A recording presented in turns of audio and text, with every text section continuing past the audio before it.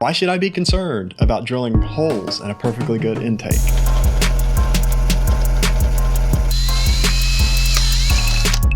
What's up everybody? My name is Ron, and here on this channel I tackle projects of all sizes related to the bikes I ride, and I give you information about those different projects, and I share information with you about the different products that I try.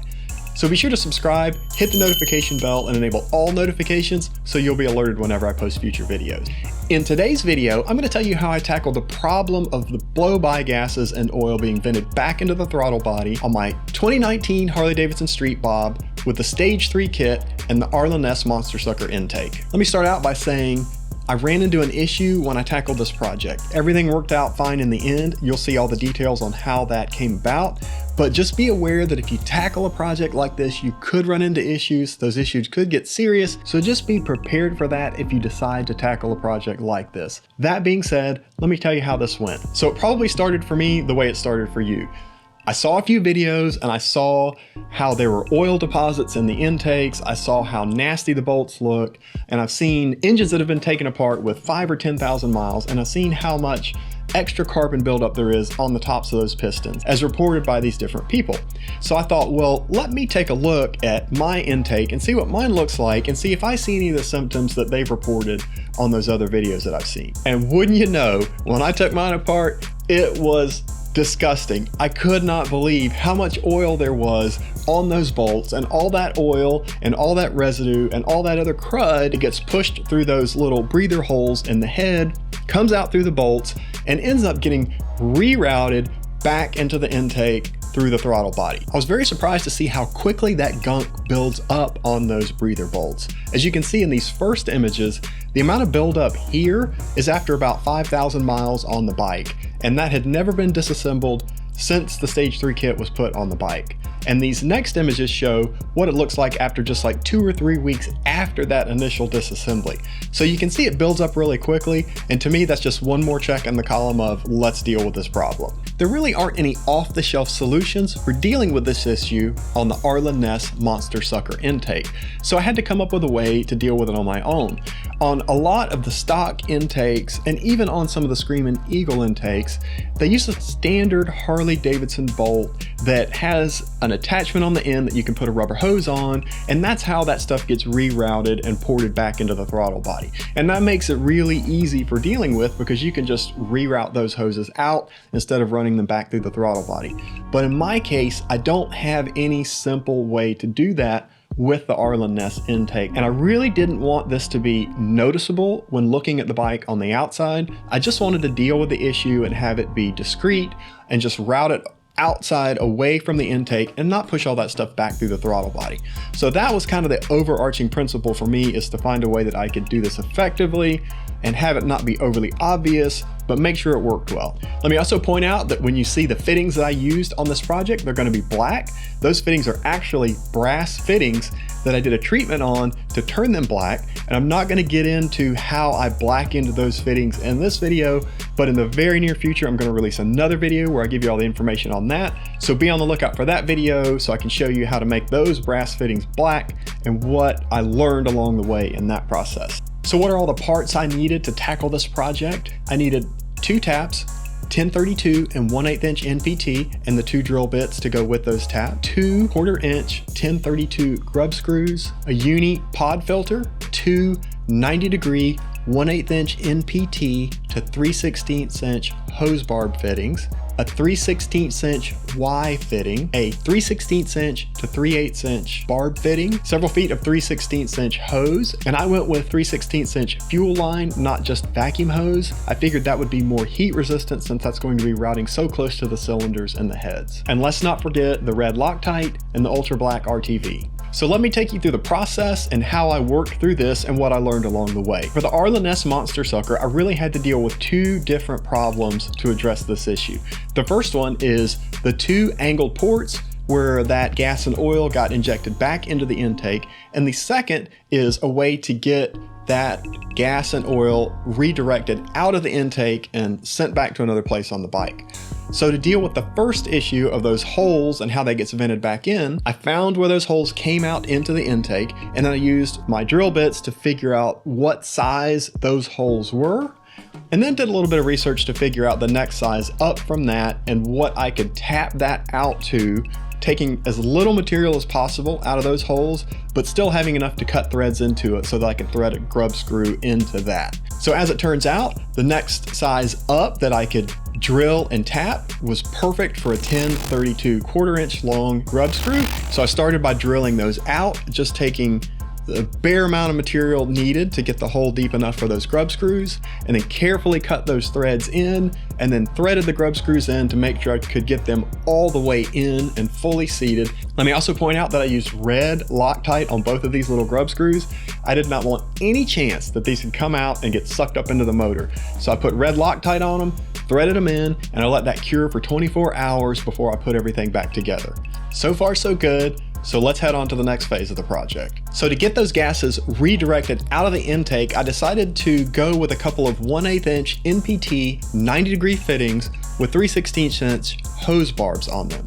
And the trickiest part of this was figuring out exactly where to drill those holes. So I took a few measurements, mapped everything out, and built up the courage to go ahead and drill that first hole. Unfortunately, I was off by a little. So if you look at the mounting bosses on the intake, you'll see that there's a nice flat spot where those mounting bolts sit against when you tighten everything down. On that first hole, when I drilled it, I cut into that seat just a little bit. I was probably off by 1/16 of an inch, 3/32 of an inch, something like that. So I had to make an adjustment for the second hole. I drilled the second hole, much better, right where it needs to be. So I had to come up with a way to solve that problem for the first hole. And what I decided to do was go ahead and tap that hole out. And as part of tapping the holes out, I would tap it just a little bit, thread the fitting in, check the depth, tap it a little bit further, check the fitting, and I repeated that process several times. And the reason I had to do that is because this is a tapered tap, because pipe threads are tapered. And this is, again, is a 1/8 inch NPT fitting on each side of the intake. So I had to just kind of gradually work my way through tapping that deeper and deeper until I got the fitting to sit where I wanted it to sit on those mounting bosses. And then for the side that had the problem, once I got it threaded into the right depth and in the right position, I just marked where that fitting intercepted that seat, and then I took the fitting out and then used a small file to just file a flat spot into that, and worked on it a few times, and then made a few adjustments to it and got it to where when I threaded that fitting back in and put it in the right position, that just kind of matched up nicely with the existing mounting boss that was inside that intake. So no problem, just took a little creative solution to get that dialed in. The other thing I did, just to give a little bit of additional assurance on that side that had the problem, is I also cut a gasket out of some gasket material that I had, just so that I have a little bit of extra sealing there, so that if there's any irregularity in that surface, that gasket will take that up and I'll have a nice tight seal there and not have any problems with that. Didn't have any problems like that on the other side. I was just able to tap that and make sure I got the depth right on the fitting and didn't have to do any further adjustments on that. Because these fittings are going to be dealing with oil, I wanted to go ahead and seal those threads with a little ultra black just to make sure there wasn't any seepage or anything like that. And as with the Loctite, I let that cure overnight just to make sure everything was fully cured and ready to put into service as soon as I reassembled it. And at that point, all the hard stuff was done, and all I had to do now was put it all back together. So the installation process was pretty straightforward. I started out by figuring out how to route the two little small hoses that will connect to the intake. Those go to a little Y fitting.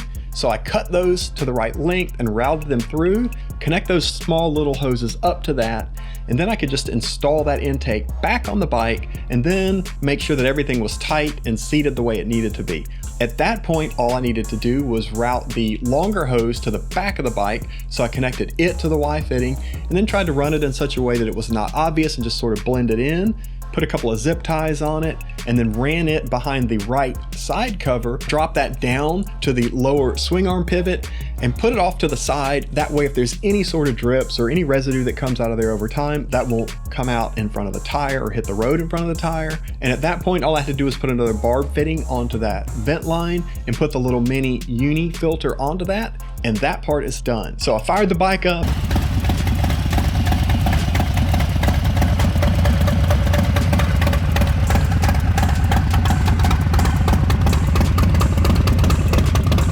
Everything worked great, no problems whatsoever, even the side that I had to do the weird fix on because the hole was in the wrong place.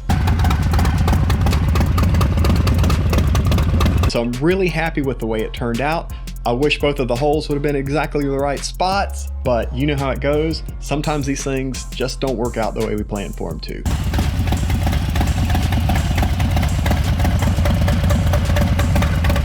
But in the end, it's working fine, and I'm very pleased with the way it's gone so far. I think it's gonna work exactly as expected, and if there's any issues that come up down the road, I'll be sure to post a follow-up video on that to give you more information about that. So drop in a comment and let me know if you've added some sort of a breather solution to your bike. How did it go? What solution did you use? Did you drill and tap it like I did? Did you come up with another solution?